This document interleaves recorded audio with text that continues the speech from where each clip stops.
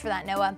Well, the Sebastian County Sheriff's Office is searching for a suspect after a bank robbery. It happened in Lavaca 24 hours ago, Thursday afternoon. This is video of the scene at the First National Bank of Fort Smith, located on West Main Street. Law enforcement could be seen searching the area. Local schools were placed on lockdown as a precaution. Investigators released these surveillance photos right here showing the suspect. The robbery was reported to police just before 3 in the afternoon. Anyone with information on the suspect is asked to contact the Sebastian County Sheriff's Office. The aircraft will be recovered. It'll be turned over to the FFA and they will begin their investigation. Well, an investigation is underway after a plane crashed into Beaver Lake. This happened in the Montagnais area yesterday afternoon. The pilot unfortunately did not make it. A spokesperson for the Benton County Sheriff's Office says the victim was 61-year-old Kim Sweet. Here's a timeline of what we know so far. Sweet called emergency services just after 1:30. Multiple crews responded to the crash, and a communication log shows a dive team was activated less than 10 minutes later. At 1:54, it was reported that the pilot was in the aircraft. 2 firefighters attempted a rescue, but were unable to make access. The log said Sweet was identified as the possible owner of the plane by 2:16 p.m. Now, the Federal Aviation Administration and the National Transportation Safety Board are investigating. Well, people near the lake say that they were shocked to hear what happened. Chris Brooks lives on the other side of the lake and heard the plane. Residents around the water are used to planes flying low. Brooks says a crash like this is rare. I've seen so many aircraft coming through there day in, day out. It's scary for the homeowners around here because they fly so low and they're flying right over our rooftops and everything most of the time, but never seen any issues. Well, where the pilot was coming from and where he was going has not yet been released. That's what the FAA and the NTSB will determine, along with the cause of the crash. 5 News reporter Bo Russell will be live later today on your 5 News First at 4, 5, and 6 about more on that crash. And an update to the shooting in Rogers involving officers that left one person injured. This is a look at some Ring camera video from someone in the neighborhood. A neighbor shared it with us, showing police entering the neighborhood. This happened at the intersection of East South Point Avenue and Southeast Street. They say no police officers were hurt. 5 News spoke with one resident who says a bullet hit his vehicle. It's actually my stepdaughter's. We bought it for her. So this is crazy. This is scary.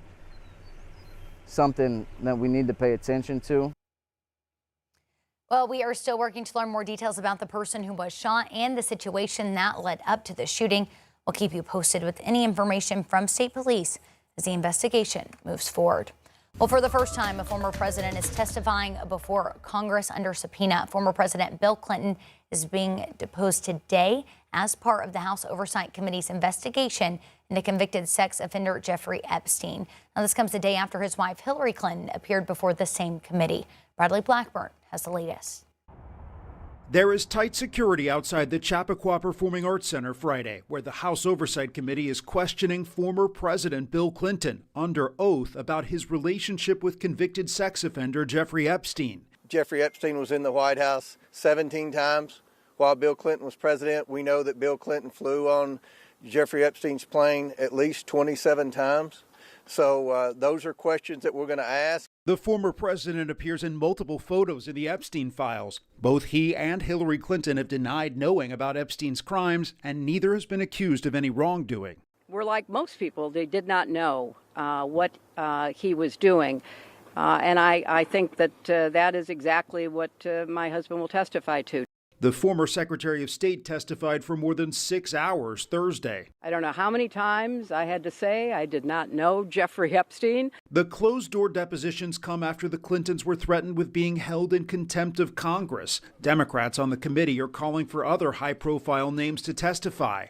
We are now asking and demanding that President Trump officially come in and testify in front of the Oversight Committee. The committee chair said they may call Commerce Secretary Howard Lutnick to testify. A photo of Lutnick in the blue shirt with several others on Epstein's Island was removed from the Justice Department website, but has now been restored. Lutnick has said he barely had anything to do with Epstein and has not been accused of any wrongdoing. Bradley Blackburn, CBS News, New York. Well, Defense Secretary Pete Hegseth is set to visit Arkansas, stopping at the Lee 3 Harris Solid Rocket Motor Facility in Camden as part of his nationwide Arsenal of Freedom tour.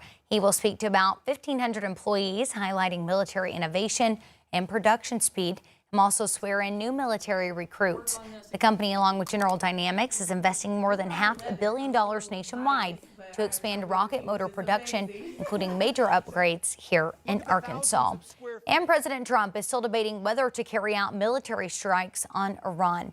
Peace talks were held in Europe on Thursday, and more talks are coming. In the meantime, the military buildup continues, and fears of an attack are leading to evacuation of some U.S. personnel in the Middle East. Natalie Brandt has more. Vice President J.D. Vance is scheduled to meet with Oman's foreign minister Friday, a day after Oman mediated nuclear talks between Iran and the U.S. Iran's foreign minister said they made good progress with additional technical talks scheduled for next week in Vienna. But the U.S. has its largest military buildup in the region in decades as the Trump administration weighs potential strikes against Iran. The vice president told the Washington Post he does not know what President Trump will decide, but said, quote, "The idea that we're going to be in a Middle Eastern war for years with no end in sight, there is no chance that will happen." Some lawmakers question the end game. I'm deeply concerned that we are on the precipice of war with serious existential costs without any explanation. The State Department issued an advisory Friday authorizing non-emergency U.S. government personnel and family members to leave Israel due to safety risks. Israeli citizens say they're always on heightened alert. We always have a safe place. It's actually our bedroom in our house. So the safe place is always ready. We have water, we have emergency kit, we always have things that is ready over there in case. While the UN worries about regional escalation and the impact on civilians, Iran analysts say for now it's a good sign that both sides will keep talking. Natalie Brand, CBS News, the White House.